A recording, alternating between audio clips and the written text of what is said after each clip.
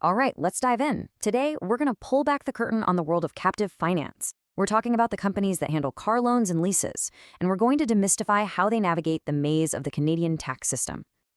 You sign the papers for a new car, you make your monthly payments, but what's really happening on the company side of things? Behind the scenes, there's this whole fascinating financial story playing out, and we're going to take a look at the tax mechanics that really drive the whole auto finance industry. So to make this all make sense, we're going to follow a single company's journey through one fiscal year. You'll see how the big strategic choices they make at the start of the year end up directly shaping the tax return they file at the end. It's pretty cool to see it connect. So here's our game plan. We'll break it down into 4 parts. First, the big foundational choice. Then we'll look at the key tax adjustments they get to make. After that, we'll see how the whole tax picture gets built for their financial reports. And finally, how it all gets squared away with the government. Okay, let's get into it. Section 1, the foundational choice. This is maybe the most important decision a captive finance company makes. Are we in the loan business or are we in the lease business? Everything starts here. To really get this, let's think about it like building a house. The business model they pick, loan or lease, that's the concrete foundation. And just like with a real house, every single thing that comes after, the framing, the wiring, the roof, it all depends on how that foundation was poured. And check out how different these two foundations are. A loan business, over on the left, it's pretty simple. It just earns interest.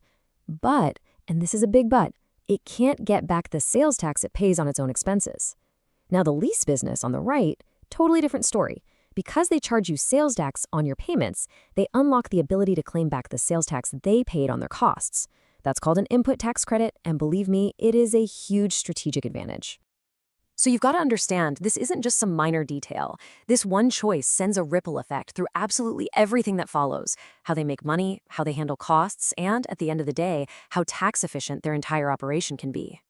So let's move to Section 2 and see how this thing gets built. The foundation is poured. Now it's time for the framing and the wiring of the tax structure. We're talking about the key tax adjustments, the specific roles and choices that shape the final building. Okay, first we need to know about something called subvention payments. Ever see one of those 0% financing deals and wonder how they do that? Well, a lot of the time, it's because the car manufacturer, the OEM, is paying the finance company to buy down the interest rate for you. That payment, that's subvention. Now, here's where things get really clever. For accounting, that subvention money is treated as income that's spread out over the entire life of the lease. But for tax, they get a choice. Under Section 13 of the Income Tax Act, they can decide to use that money to immediately lower the vehicle's cost on their tax books. This gives them a much lower taxable income right away in year 1. It's a really powerful way to push tax payments into the future. And that choice right there is a perfect example of what creates a deferred tax asset. By taking a bigger tax deduction now, the company knows it'll have smaller deductions later on. That future benefit, it's almost like a prepaid coupon for future taxes, is actually valuable, so they record it on their books as an asset. The next big adjustment you need to know about is depreciation. See, for their own financial statements, companies write down the value of their cars using accounting rules. But for their tax return, they have to use a totally different system from the government called Capital Cost Allowance, or CCA. And here's the thing, those two numbers are almost never the same. So you might be wondering, what happens if a company gets so good at using tax deductions like CCA that it legally wipes out its taxable income completely? Well, the government thought of that. They have a backstop in place called the corporate minimum tax. It's calculated using the company's accounting income, not its tax income, just to make sure that a base level of tax always gets paid. All right, on to Section 3. So we've laid the foundation, we've put up the framing, now it's time to put in the drywall and paint to assemble the finished interior for reporting. This is where we build the complete tax picture that they'll show to investors and the public. So the whole end goal for the accounting folks is to calculate this one number called the income tax provision. To put it simply, this is the grand total tax expense that shows up on the company's official income statement. And this provision is really made of 2 parts. First, you've got the current tax. Think of this as the actual check they have to write to the government for this year. But then you've got the deferred tax. This part accounts for all the future tax consequences of those timing differences we've been talking about, like that gap between accounting depreciation and CCA. And that brings us to our grand finale, Section 4, the final reconciliation. Think of this as the final inspection on our house, where we have to make sure everything lines up perfectly between the accounting blueprint and the tax code's building regulations.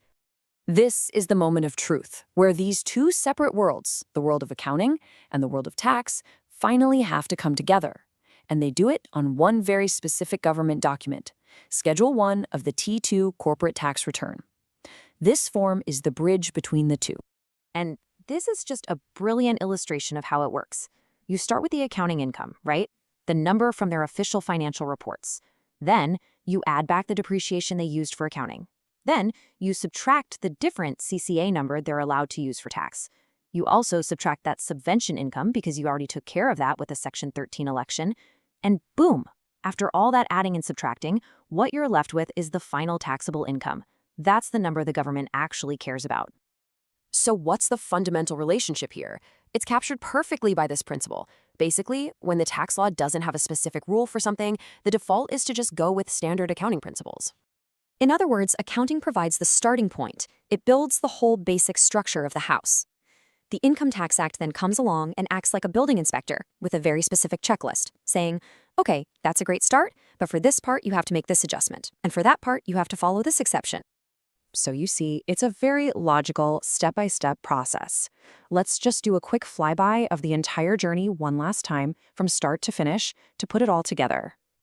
Okay, here we go. First, the company defines its business model. That's the loan versus lease foundation. Next, it accounts for special things like subvention payments, using those strategic tax selections. Then it applies the specific tax rules for depreciation and checks to see if any minimum tax applies. It also tracks its deferred tax assets, like any old losses. After all that, it prepares the official tax provision for its financial statements.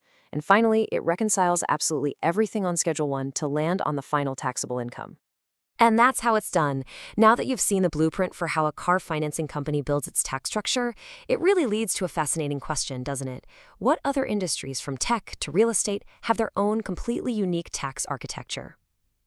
Thanks for joining me.